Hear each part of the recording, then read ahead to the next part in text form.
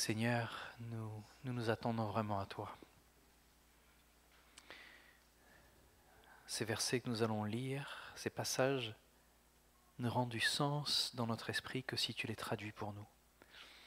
Que si par ton Saint-Esprit, tu viens écrire ces paroles toi-même sur notre cœur. Nous n'avons pas l'ambition, Seigneur, juste de comprendre avec notre tête. Nous te demandons, Seigneur, de nous révéler au profond de notre cœur ce que tu vas nous montrer, pour que nous puissions recevoir et le vivre. Nous voulons vivre ton évangile. Nous voulons vivre de ta vie à toi. Nous ne voulons pas de méthode, nous voulons une relation. Nous ne voulons pas suivre juste un exemple, nous voulons prendre ta main chaque jour. Fais grandir notre foi, fais grandir notre compréhension en toi. Merci Père pour ta parole, au nom de Jésus. Amen. Amen. Le sujet que j'avais à cœur de partager avec vous aujourd'hui, c'est celui de la fidélité de Dieu. On a besoin, on a toujours besoin de voir combien notre Seigneur est fidèle. Combien d'entre nous traversons des épreuves. Des fois, ce n'est pas seulement une épreuve à la fois, c'est plusieurs en même temps. Et on peut se poser des questions, est-ce que j'ai fait des erreurs? Est-ce que j'ai entendu la voix du Seigneur correctement? Est-ce que je me suis éloigné? Est-ce que je dois avoir peur? Et toutes ces questions qui sont naturelles, qui sont humaines, on ne doit pas en avoir honte. C'est pourquoi aujourd'hui, nous allons nous plonger dans ce sujet, celui de la fidélité de Dieu. Nous allons voir quelques exemples bibliques qui montrent ce que c'est que la fidélité de Dieu. Alors la déclaration de la fidélité de Dieu, la plus connue de nous tous, et la plus aimée, on pourrait la trouver dans le livre des Lamentations, au chapitre 3. Je vais vous lire les versets 21 à 23. Donc il est écrit « Mais voici la pensée que je me rappelle à moi-même, la raison pour laquelle j'aurai de l'espérance. Non, les bontés de Dieu ne sont pas à leur terme, et ses tendresses ne sont pas épuisées. Chaque matin, elles se renouvellent. Oui, ta fidélité est grande. » Alors on aime ce passage, on aime lire, on aime se le rappeler, certains se le rappellent par cœur. Il y a aussi un cantique qui est venu de ce passage. Vous connaissez Dieu, ta fidélité, ton immense bonté se renouvelle envers moi chaque jour. Tous mes besoins, c'est ta main qui les comble.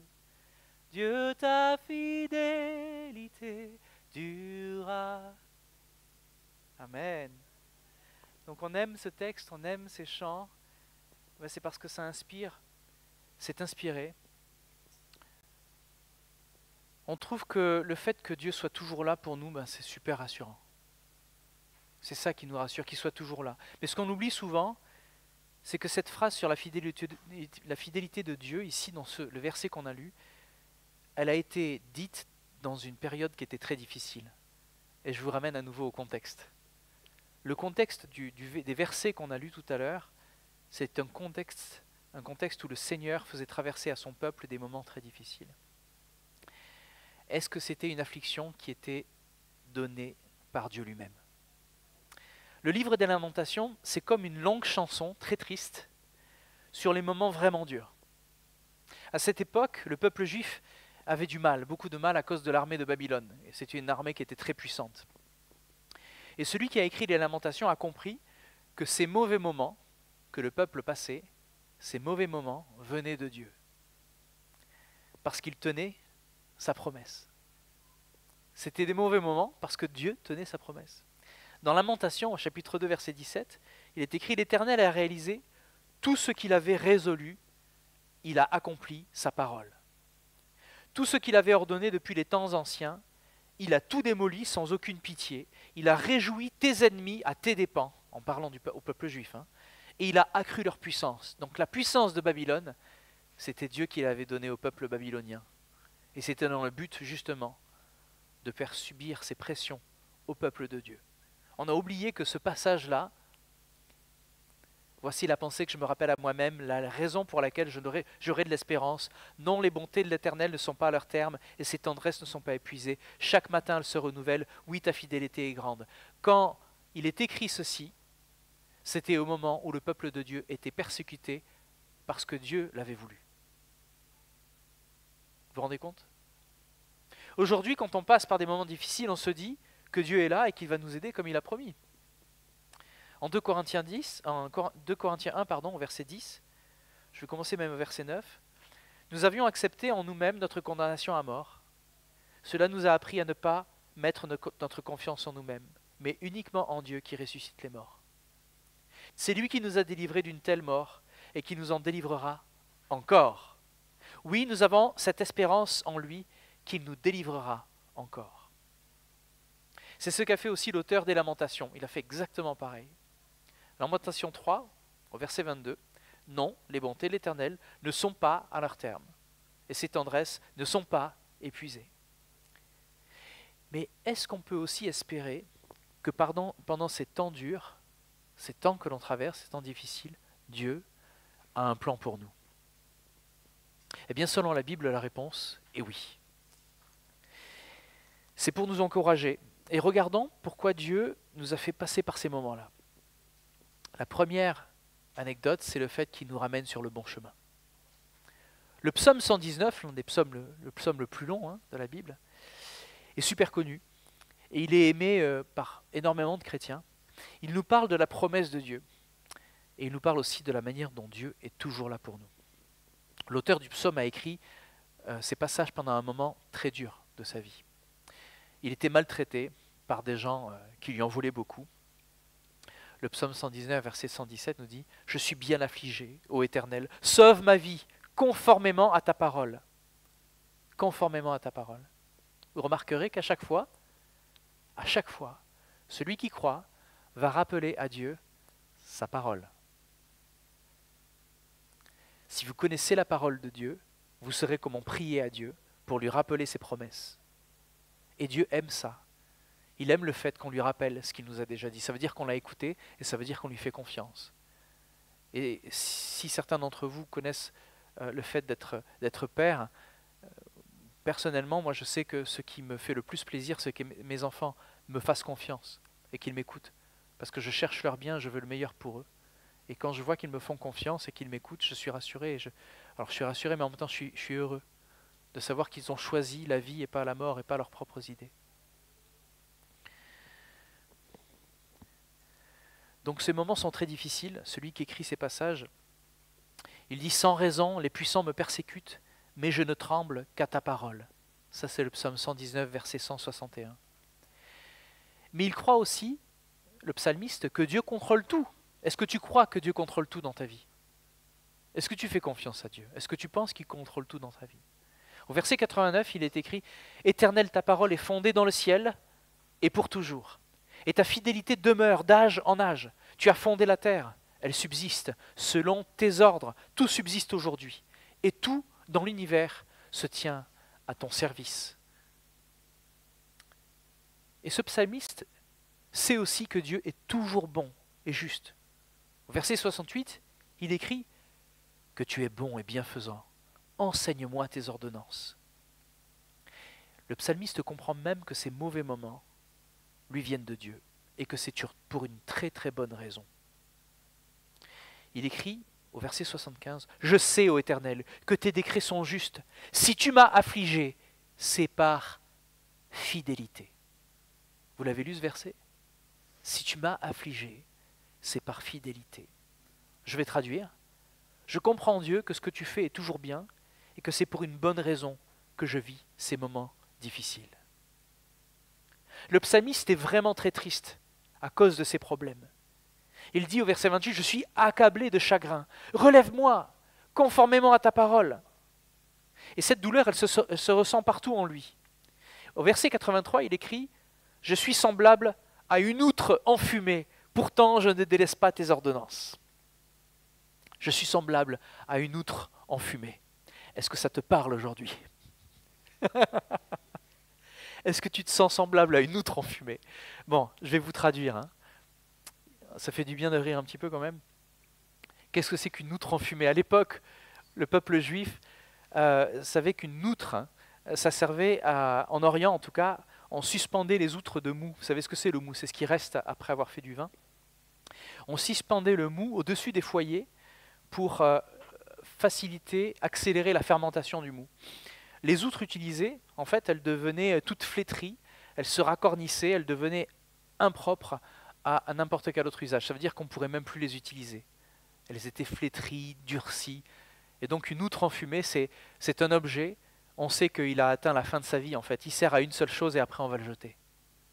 Donc quand le psalmiste dit « je suis semblable à une outre enfumée », en gros il est en train de dire « je ne sers plus à rien, je vais aller au rebut, on va me mettre au débarras ». Voilà, donc en fait, les problèmes qu'il traverse, pour lui, se résument au fait que voilà, c'est vraiment la fin de ma vie, j'arrive au bout, je suis au bout du rouleau en fait. Voilà, on va traduire ça. Je suis semblable à une outre enfumée, c'est je suis au bout du rouleau. Ok ? On va refaire une révision de la Bible, on va traduire tout ça comme ça. Mais il réalise quelque chose d'essentiel, quelque chose d'important, grâce à ses problèmes. Il nous dit, au verset 67, « Avant d'être humilié, je faisais fausse route, mais maintenant, je me conforme à ta parole. » Je vais traduire.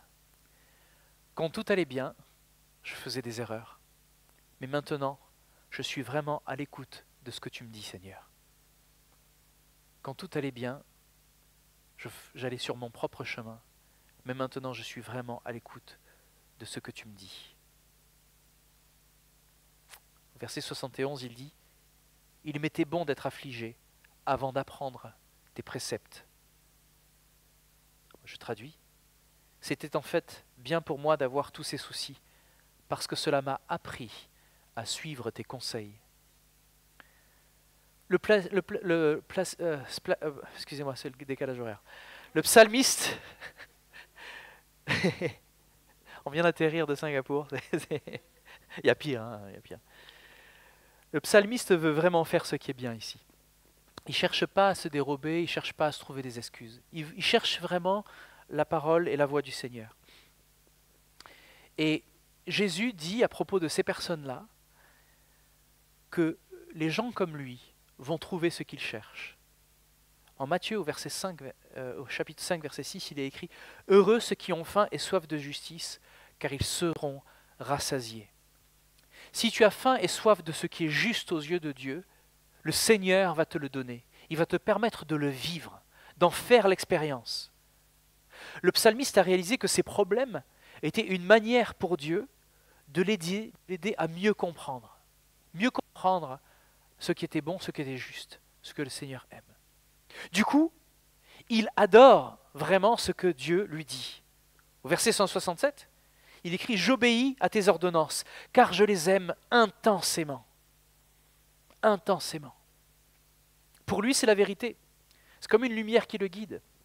Au verset 105, le fameux verset que vous connaissez tous par cœur, je vous dis verset 105, mais ça ne vous dit rien. Mais si je vous dis « Ta parole est comme une lampe, oh, amen.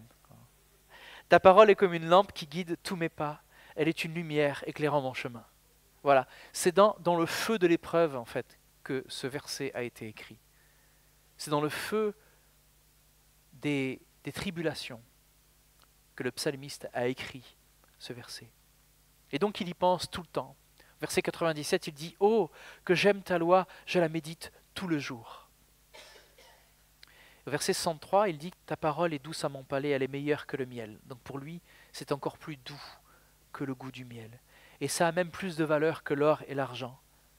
Il écrit au verset 72, « La loi que tu as édictée est pour moi plus précieuse que 1000 objets d'or et d'argent. » Donc même s'il souffre, il voit que Dieu l'aide à comprendre ses erreurs. Et il est rassuré parce qu'il sait que Dieu va tenir sa promesse. Voilà. Celui qui croit en Dieu sait que Dieu va tenir entièrement ses promesses. La question est la suivante. Est-ce que tu connais la promesse de Dieu pour ta vie? Est-ce que tu sais ce qu'il a promis pour toi? Est-ce que tu t'es baigné dans les Écritures au point d'avoir été tellement rempli de ses promesses pour toi, selon sa voie qui est étroite? Il n'a pas promis un chemin qui était large. Il a promis que le chemin était étroit et que peu viendraient s'engager dessus. Mais sur ce chemin, il a promis qu'il serait fidèle. Peu importe ce qu'il se passe, peu importe ce que les gens disent ou pensent sur toi, peu importe tes circonstances. Et cette foi-là, c'est la foi qui va vaincre toutes les épreuves. Même quand c'est dur, je garde espoir.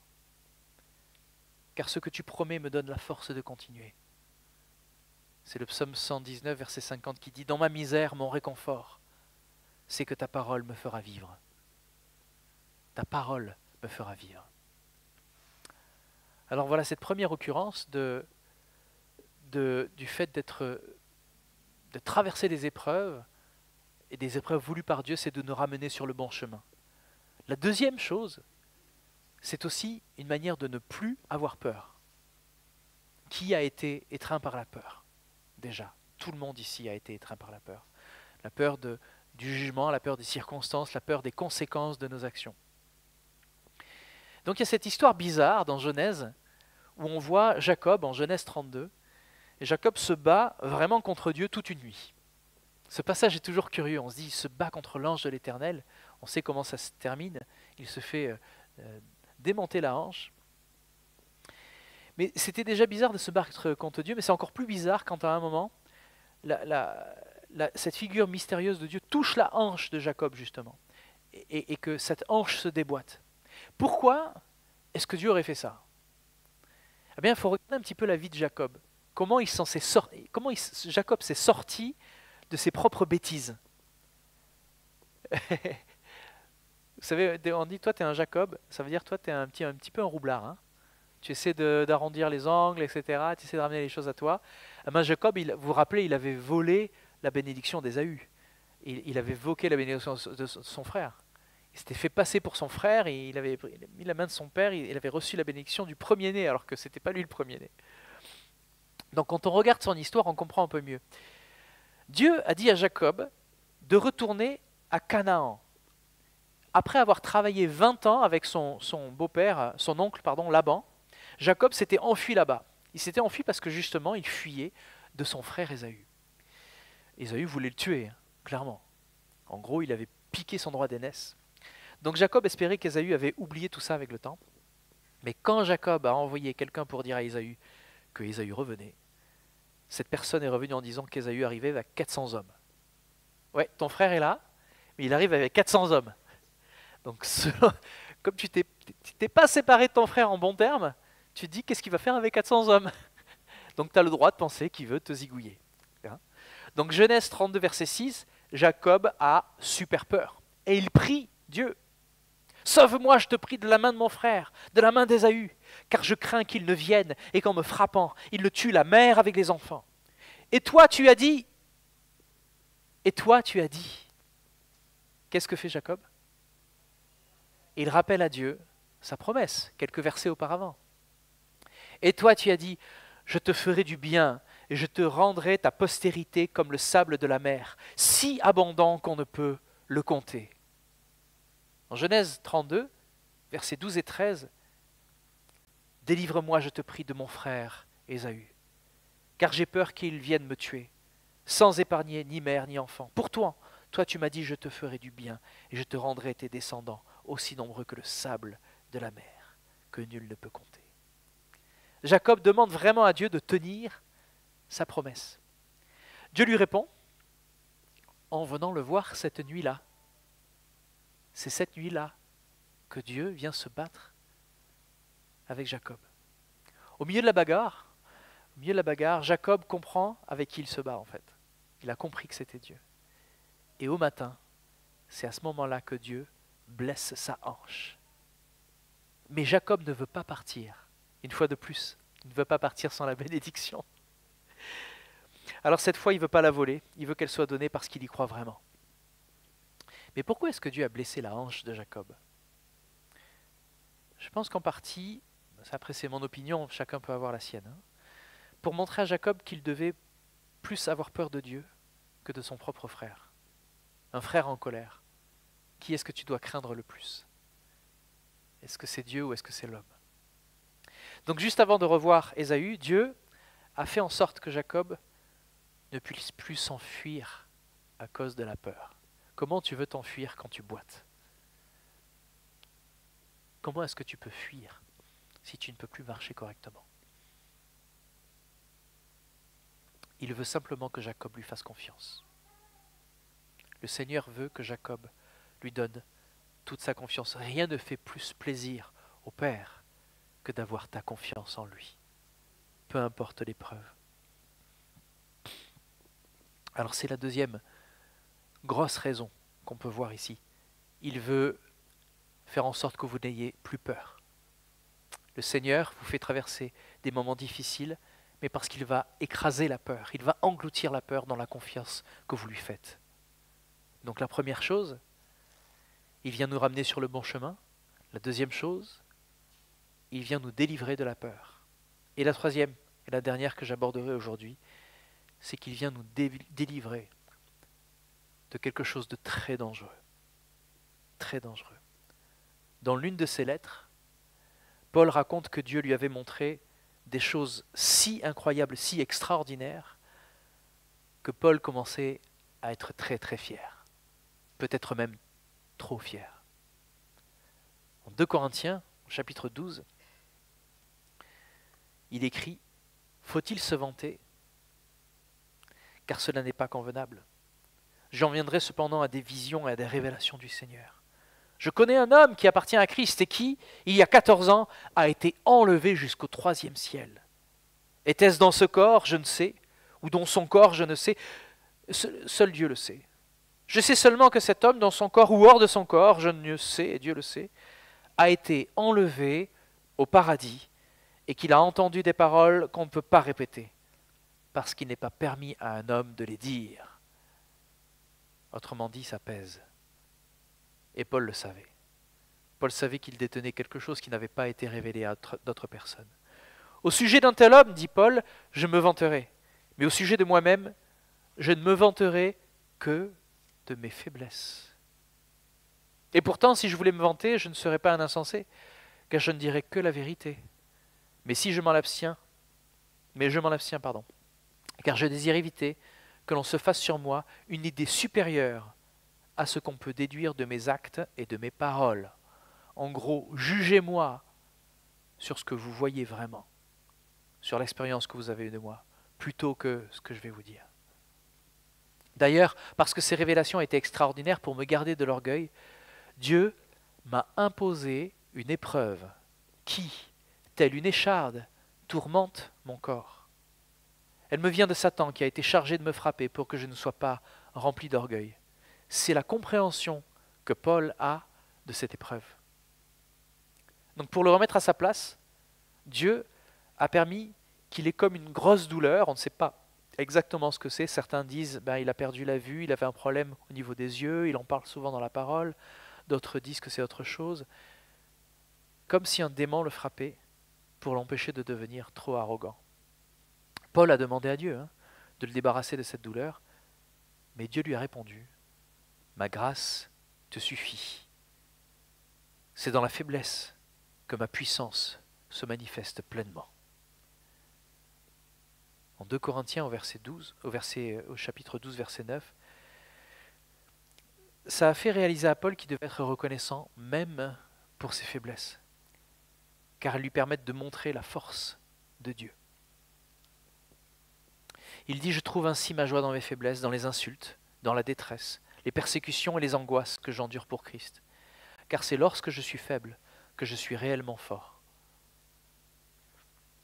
Alors, juste une parenthèse sur ce passage. Il peut être difficile à lire, difficile à comprendre. Et on ne sait pas ce que Paul avait vraiment. On ne sait pas si c'était une douleur dans son corps. On ne sait pas si c'était ça ou si c'était un groupe de personnes qui le persécutaient. Je m'explique. Quand on lit ce passage, il semble qu'il s'agit de quelque chose qui est dans la chair. Donc il semble que ce soit une douleur, quelque chose de physique, peut-être une infirmité. Certains cherchent à justifier toutes les infirmités à travers ce verset. C'est pas ce que ce verset est en train de faire. On ne va pas justifier quelqu'un qui a une infirmité en disant c'était à cause de l'orgueil, Dieu te rend humble. Pas du tout, c'est pas ce qui est écrit. Une lecture un petit peu plus recherchée de ce passage m'a fait découvrir que quand on parle d'une écharde dans la chair, à chaque fois que l'on parle d'une écharde je ne vais pas faire l'étude biblique là devant vous, hein, mais il y a plusieurs passages dans l'Ancien Testament qui nous fait penser qu'une écharde dans la chair, à chaque fois qu'on parle d'une écharde dans la chair, il s'agit d'un groupe de personnes qui est là pour vous embêter. Un groupe de personnes qui est là pour vous tirer vers le bas et vous taper dessus. Et Paul, à chaque fois qu'il prie Dieu, il dit « débarrasse-moi de ces gens-là ». Donc on peut penser aussi qu'il s'agit d'un groupe de personnes et Paul veut qu'on le débarrasse de peut-être c'est des faux prophètes, peut-être que c'est des gens qui viennent visiter les églises que Paul a construites pour les détruire. Moi je serais Paul et je serais plus énervé et je demanderais plus à Dieu de me débarrasser des faux prophètes que de me débarrasser d'une infirmité. Parce que Paul, il s'en fout, lui. Il sert le Seigneur, qu'il soit dans son corps ou pas dans son corps, il a dit moi je sers le Seigneur. Donc, qu'il y voit ou pas, il s'en moque parce qu'il a quelqu'un qui écrit pour lui de toute manière. Enfin, chacun a son interprétation. Moi je ne veux pas imposer la mienne, ni celle de personne, parce que c'est pas écrit, on n'est pas sûr. Donc on ne va pas dire c'est ci ou c'est ça. Il faut être honnête spirituellement. D'accord ? Donc si vous faites une étude biblique sur une écharde dans la chair, vous vous direz, c'est à chaque fois c'est un groupe de personnes qui vient persécuter. Si vous regardez la manière dont c'est écrit ici, on peut se dire c'est peut-être vraiment dans sa chair. On ne sait pas. C'est à vous de voir, je referme la parenthèse. D'accord ? C'est important, hein. Il ne faut pas utiliser le texte pour un prétexte et faire dire n'importe quoi à la Bible. Donc je laisserai la question ouverte à chacun de voir. Et j'espère que ça vous incite à faire une étude biblique d'ailleurs, à rechercher, à lire, à aborder la parole avec un regard critique. Pas juste d'écouter les pasteurs ou les gens qui sont très sûrs d'eux. D'accord ? Parce que les gens sont très sûrs d'eux, mais ils ont souvent très, très tort.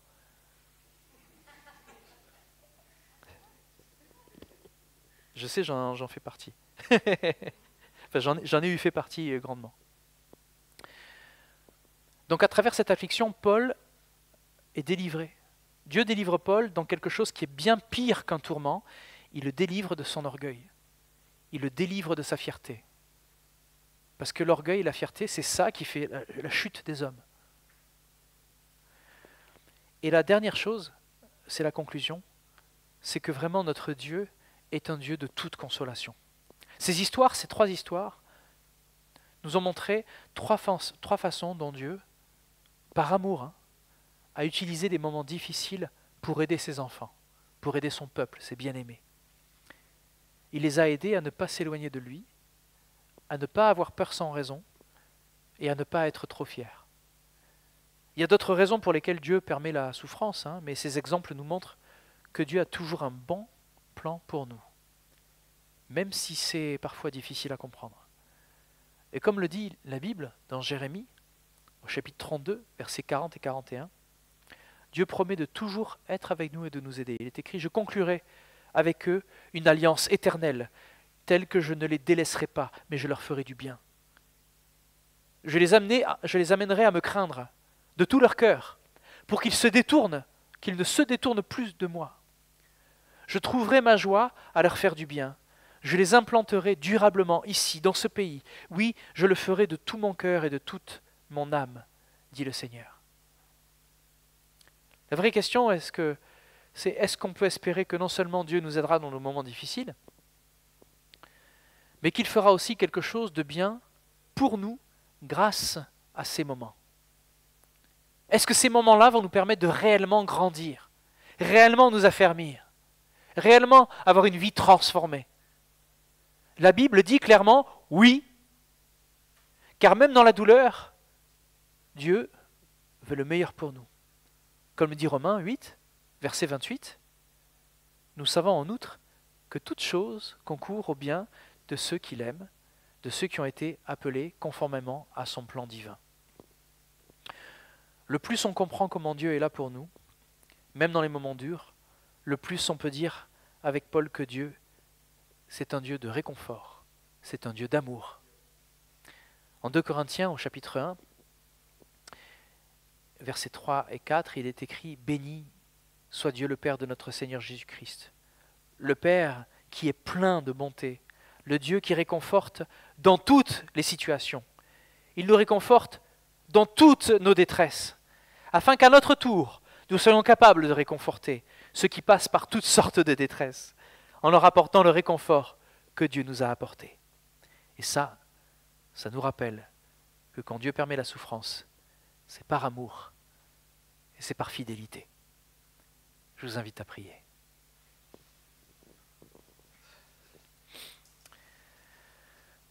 Dieu, ta fidélité, ton immense bonté se renouvelle envers moi chaque jour. Merci Père pour tes promesses. Merci pour ta parole. Merci parce que quand le monde vient nous mentir, quand il vient nous faire peur, quand il vient essayer de nous impressionner, quand il veut nous impressionner plus par l'homme, nous, c'est toi qui nous impressionne. C'est toi que nous craignons. C'est toi que nous révérons. C'est toi que nous aimons. C'est toi que nous croyons. Alors merci Seigneur, viens faire grandir cette foi en ta parole, cette foi en tes promesses. Viens utiliser notre temps, nos yeux, que nous puissions l'utiliser pour comprendre et connaître tes promesses.